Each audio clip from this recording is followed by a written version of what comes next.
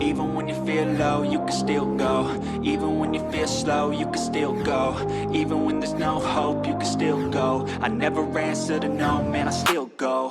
Não é uma coisa simples. Eu não tô falando de briguinha do jardim da infância, vai lá e mostra a língua. Não, eu tô falando de briga pesada. Ela vai me atacar aqui, aqui, aqui e aqui. Oi, meu nome é Simone Veloso e hoje a gente vai falar sobre ter um narcisista como inimigo. Inimigo é uma palavra forte, né? Se a gente for pensar, durante a vida, a gente pode ter desavenças com pessoas, mas inimigo é uma coisa tão anos 80. Você vai falar assim, ai, fulano é meu inimigo. E espera-se que ao longo da evolução humana, que isso exista cada vez menos, né? Que a gente consiga, né, sair dessa época da barbárie, que a gente consiga ir resolvendo os nossos desafetos, as nossas desavenças de uma forma mais pontual e que a gente não carregue mais isso, né, meu inimigo. Não. Mas quando a gente pensa numa relação com um narcisista, a gente consegue entender o porquê que a inimizade é tão comum. Porque esse indivíduo focado em si mesmo, onde o outro não existe, faz com que o olhar para qualquer tipo de desafeto, de desavença, como o outro pensa, o que o outro sente, é praticamente impossível. Então, nada é possível de ser resolvido. Nada. E, a partir disso, isso se torna um peso, isso vai ser carregado, né? Não existe uma dissolução de um problema. Não existe. Né? Isso passa, atingiu o meu peito de uma forma muito profunda. O narcisista carrega muito isso. Então, qualquer coisa muito pequena que você faça para um narcisista, e muitas vezes, quando eu falo faça, não é uma coisa deliberada, não é que você vai e faz uma coisa, nossa, eu fui lá, puxei os cabelos dele. Não, você não fez nada. Mas é que o narcisista, por ser tão focado em si mesmo, onde só ele existe no planeta Terra, ele acredita que qualquer coisa que você faça onde ele não esteja no centro, ou ele ou ela esteja no centro, já significa que você fez muita coisa.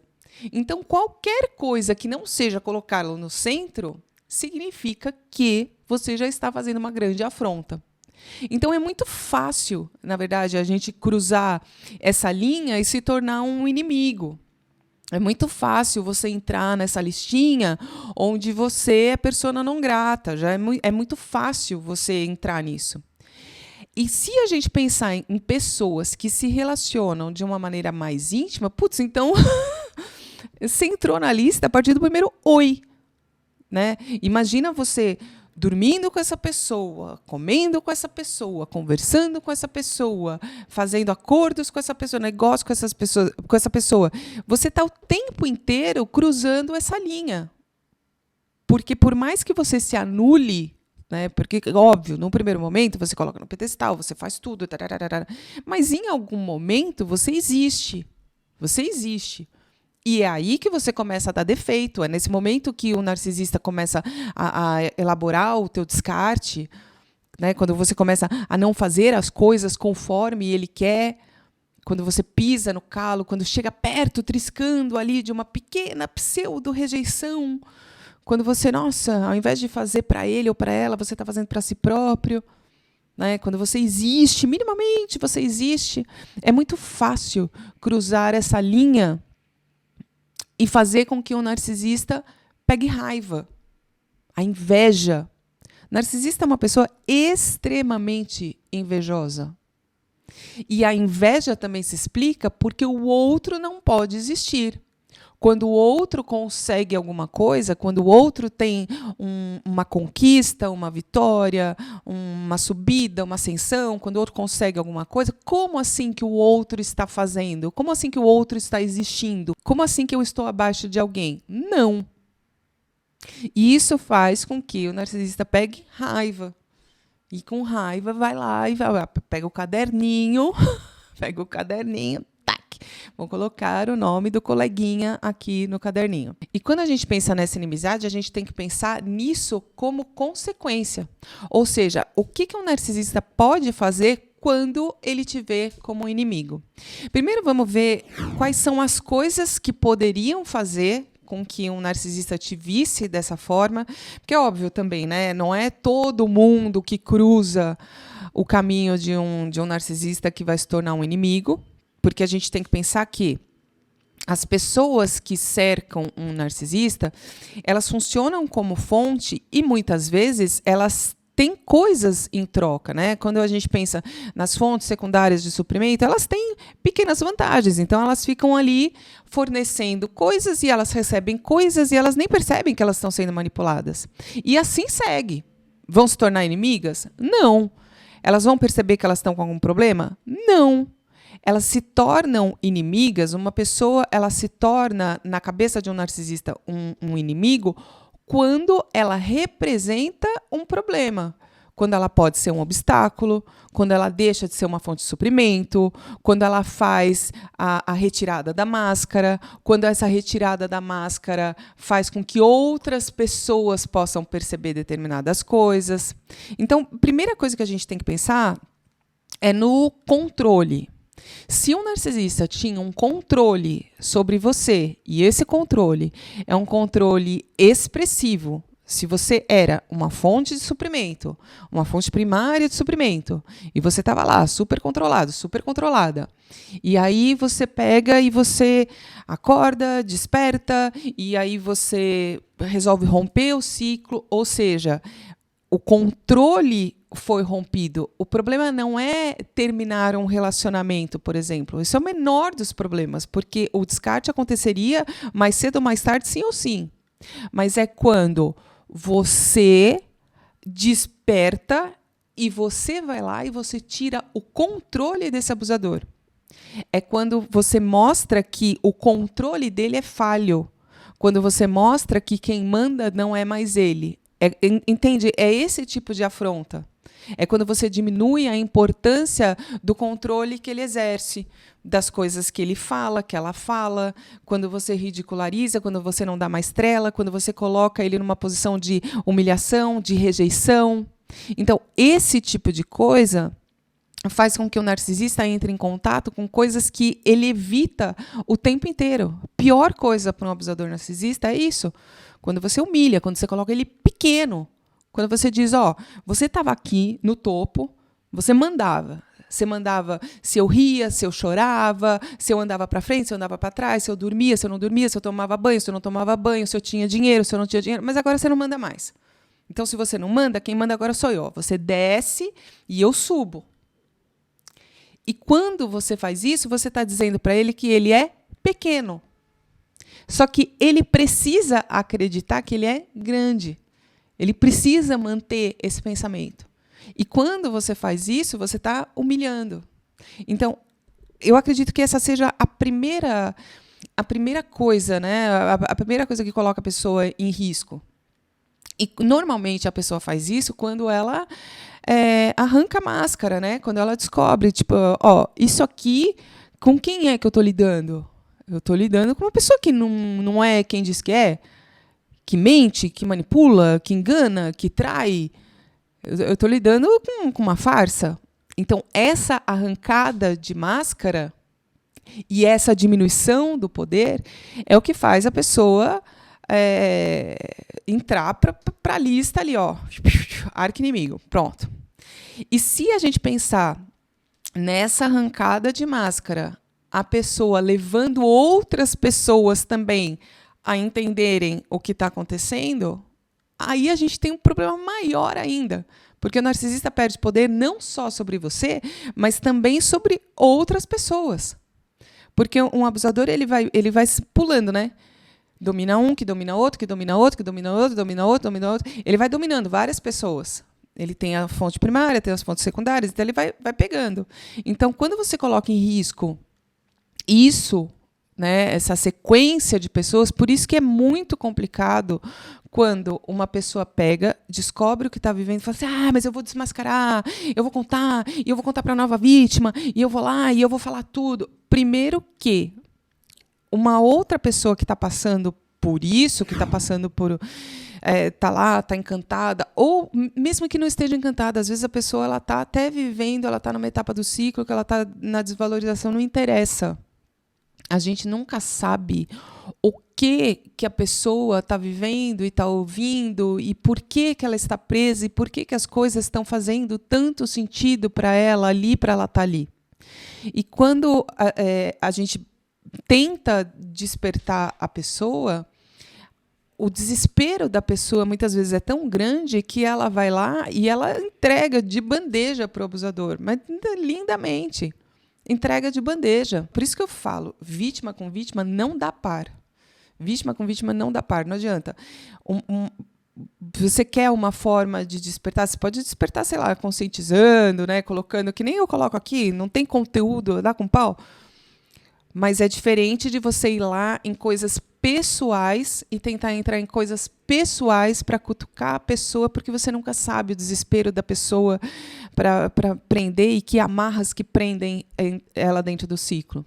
E aí, o quanto também você não vai despertar mais ainda, porque você já corre risco quando você vai sair de um ciclo desses, o quanto piora a tua situação, porque aí você já tem um inimigo e o quanto de mais raiva essa pessoa não vai ficar. Você vai despertar uma raiva ainda maior. É óbvio que um abusador, ele acredita que ele tem poder. Então, quando você tenta sair de um ciclo desses, ele vai tentar te puxar de volta até para, num primeiro momento, a questão, mas vai puxar porque vai te descartar de novo. Sim, mas num primeiro momento vai te puxar porque acredita que pode.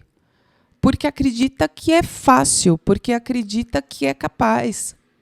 E quando não funciona, quando tenta te puxar de volta em um Hoover e não funciona, então imagina, você pega, você acorda, você desmascara, você coloca em risco, aí tenta te puxar de volta e não funciona. Olha quantas camadas de negação do poder dele estão aí.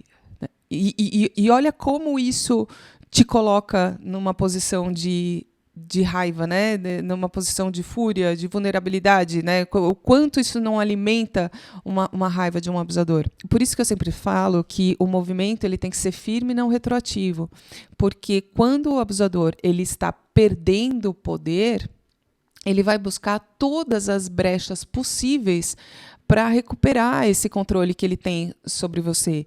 E quando você vacila, né? Se você, sei lá, tem uma recaída, ou você, mas eu fiquei com dó, mas eu fiquei com saudades, mas eu só queria saber se estava tudo bem.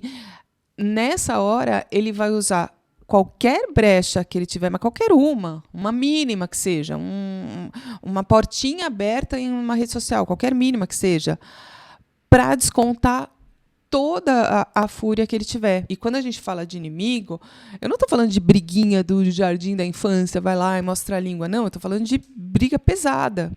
O abusador, a gente tem que pensar que ele sabe muita coisa da vítima, muitas coisas que foram faladas, muitas coisas que foram compartilhadas.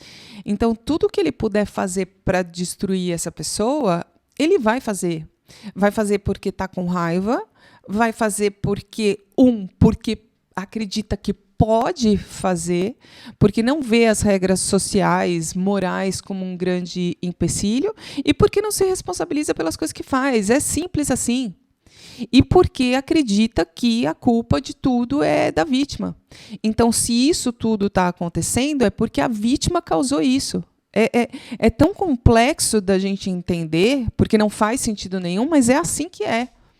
E é muito melhor, né, para uma pessoa que está passando por isso, para que a pessoa fique bem, para que a pessoa saia disso, a gente entender que eu falo assim de um jeito prático, tá? Mas que o raciocínio ele é desta forma e que para você se proteger, você tem que pensar a partir disso, tá? Então tá, apesar de não ter lógica nenhuma, de ser um grande absurdo, de ser surreal e injusto, muito provavelmente essa pessoa ela vai me atacar aqui, aqui, aqui e aqui. Então, eu preciso ficar firme, eu preciso fechar as portas, eu não posso ficar mostrando que eu estou super feliz da vida. Quando uma vítima ela pega, ela caminha, ela mostra que ela está feliz, isso é uma das maiores afrontas para um abusador. uma das maiores afrontas. Se ele já tem você como uma pessoa que ele detesta, não pense que ele vai querer ver tua felicidade. Não pense. E é complicado, né? Porque a gente fala, mas aí, nossa, mas já faz 5 anos e não é possível que eu não vou poder postar nada, não é possível que eu não vou poder, eu também queria. É complicado. É complicado. O se envolver com um abusador narcisista, ele é diferente da lógica e do raciocínio de outro tipo de relação.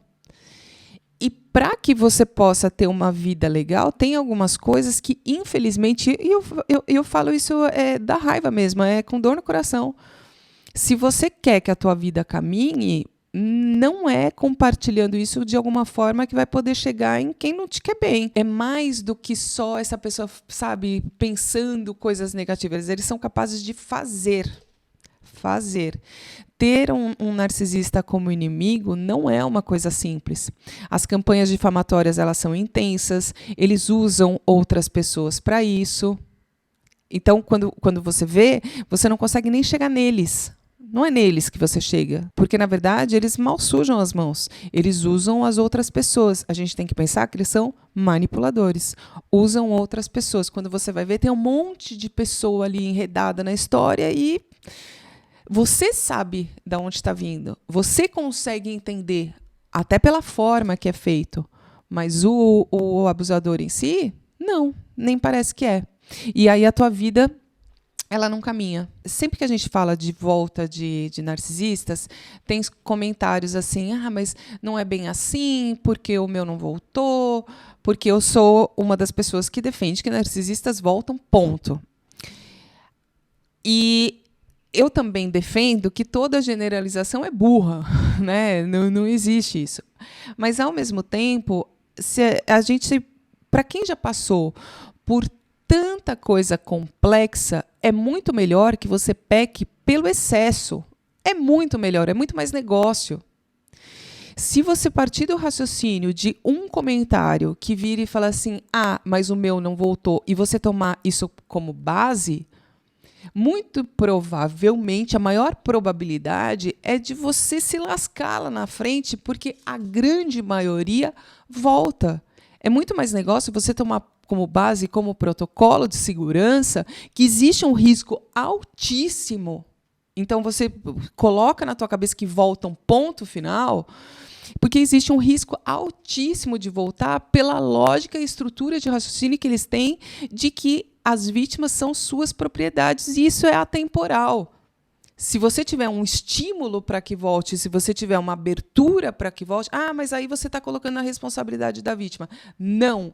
Eu estou falando que narcisistas estão sempre de olho, e isso você não tem como controlar, estão sempre de olho porque eles acreditam que são carrinhos na sua grande estante de carrinhos. E aí está sempre de olho. Só que aí, se você ficar mais escondidinho, não vê o carrinho. Você passa a ser um carrinho que ficou lá escondidinho, esquecido, ele não vai querer brincar com o carrinho. Agora, se você pega e você se torna um carrinho reluzente e que, na prateleira dos carrinhos, você se torna o primeiro carrinho a ser visto, vai olhar e falar, agora eu quero brincar com esse carrinho. Por quê? Porque o carrinho é meu. É complicado a gente tirar também, isentar totalmente uma vítima da responsabilidade de cuidar de si próprio. Precisa cuidar de si próprio, porque senão a gente está deixando na mão do abusador. Continua na mão do abusador. E sair de um ciclo de abuso envolve justamente essa tomada de responsabilidade. Você puxa a responsabilidade para você, cara. Eu vou cuidar da minha vida, eu vou determinar o que eu faço, para onde eu vou, com quem eu me relaciono, o que eu quero, o que eu não quero. Você não fica mais à mercê, não. Porque se ele voltar, se ele não voltar... Então, é você que toma conta, é você que manda, é você que aprende a falar não, sim, é isso e pronto, acabou. E tem uma outra coisa importante, porque aí eu sei onde desdobra esse pensamento, que é a gente virar e falar assim, mas aí então se é assim, se voltar e eu falo não. A gente está falando de, pessoas que muito provavelmente ficaram viciadas dentro dessa dinâmica, e vício é vício, e é muito complicado, será que você consegue falar não? Será que você consegue, quando bate ali para você, e uma pessoa que te colocou tantos gatilhos, uma pessoa que jogou tanto com a tua cabeça, será? Eu não me superestimo. O conhecimento, ele não te torna imbatível, ele te torna mais sábio diante de alguns problemas, diante de algumas encruzilhadas, sabe? Aí você fala, acho que eu vou por aqui, acho que eu vou fechar essa porta, acho que esse caminho aqui não é legal. Mas não significa que você vai lá, agora eu já entendi. Cara, essas manipulações, elas são dinâmicas, porque nós somos dinâmicos. A Simone de lá de trás não é a mesma Simone de agora. Então, é muito óbvio que um manipulador, se fosse tentar alguma coisa, ia ser com a Simone de agora. Por que eu vou dar essa brecha? Pra quê? Pra que eu testaria uma coisa dessas? Não sou nem louca. Que eu saiba, não. Que eu tenho conhecimento sobre mim, não. Então, não se colocar em uma posição de vulnerabilidade, cara, é o melhor que eu posso fazer por mim. E isso fala muito sobre amor próprio, que talvez antes também dissesse sobre a ausência dele. Eu testo, fico me desafiando, desafio os meus limites. Cara, não. Hoje eu me amo muito mais, não vou ficar testando nada, não. Não. Será que eu saberia lidar? Não sei. Mas Simone, você não tem autoconfiança. Não, eu confio tanto no conhecimento que eu tenho que eu sei que a manipulação é uma coisa severa e que o meu conhecimento me diz para fazer determinadas coisas. O conhecer a si mesmo, conhecer sobre o tema, é uma coisa que coloca a gente numa posição muito mais segura. Coloca a gente numa posição infinitamente mais segura. Não é numa posição de arrogância, de jeito nenhum. Então, ter um abusador como inimigo, ele faz com que... não significa que você tenha que lidar dessa forma. Você não precisa estar na posição de embate. Até porque, de verdade, gente, eu acredito que isso faça um mal danado, né? Eu vou me vingar, nossa, não. Deixa isso para quem tem esse tipo de energia, sabe? Mas você se colocar numa posição de, cara, o que eu preciso fazer para me proteger e caminhar, né? Eu não vou ficar parada nesse lugar, mas o que é? Aquela praça do Velho Oeste que fica os dois de costa com a arma na mão? Não, eu vou caminhar. Mas o abusador, ele fica. Né? E entender isso é importante para que você não se coloque nessa posição de vulnerabilidade. Sempre que você entende com quem você está lidando, você entende nessa estrutura de inveja egóica, de máscaras, e quando você percebe isso, você fala assim, só o fato de eu ter descoberto isso, eu descobri, acabou, a brincadeira acabou. Então, isso já me coloca numa posição... Você acha o quê? Que me adora? Não. Então, se você viveu um relacionamento abusivo, viveu um relacionamento tóxico com um abusador desses, você pensa o quê? À noite ele pega e faz um Pai Nosso e fala assim, tudo de bom e luz para essa pessoa. Não. Claro que não. Então, se manter afastado, contato zero, pedra cinza, faz com que você se torne um carrinho mais afastado ali, dentre os carrinhos na prateleira.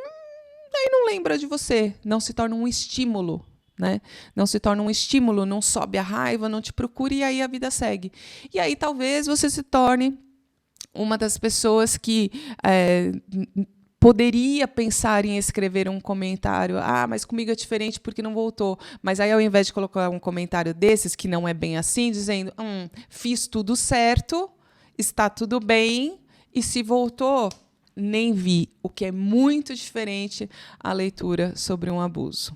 Certo, meus amores? Certo. Lembrando que quando a gente fala sobre narcisismo, isso só pode ser diagnosticado por um psicólogo ou um psiquiatra que esteja acompanhando regularmente essa pessoa, então isso aqui não serve como diagnóstico, mas serve como norte, caso você acredite que esteja passando por isso, inclusive para que você possa procurar ajuda. Eu espero ter ajudado. Um grande beijo e vai ficar tudo bem. Feel the blood creeping up from the heathens. Got will, got fight, got pride, got reason. If they wanna go eat, then you know I'm gon' feed them. If you're coming for me, hope you're ready for a demon. I can feel the blood creeping up from the heathens. Got will, got fight, got pride, got reason. If you wanna go eat, then you know I'm gon' feed 'em. If you're coming for me, hope you're ready for a demon. Never slow up, no I don't take sh**. I got no love for the fakeness. If you wanna play tough and wanna hate this, I'll always show up. I don't ever slow up, no I don't take sh**. I got no love for the fakeness. If you wanna play tough and wanna hate this, I'll always show up and make a statement. I don't ever slow up, no I don't take shit. I got no love for the fakeness. If you wanna play tough and wanna hate this, I'll always show up.